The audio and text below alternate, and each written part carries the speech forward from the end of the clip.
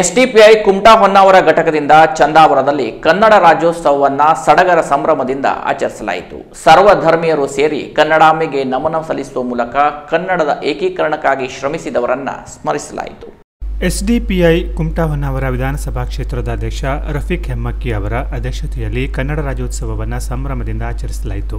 ಕನ್ನಡಾಂಬೆಗೆ ಪುಷ್ಪ ಸಮರ್ಪಿಸಿ ಕನ್ನಡ ಬಾವುಟವನ್ನು ಹಾರಿಸಿ ಹರ್ಷ ವ್ಯಕ್ತಪಡಿಸಲಾಯಿತು.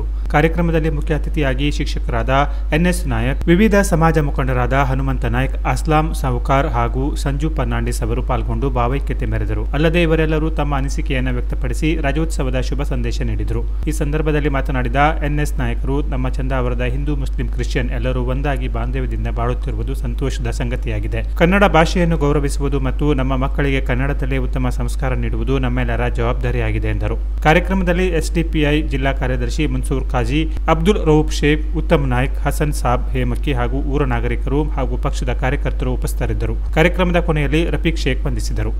Canara plus news, Kumta.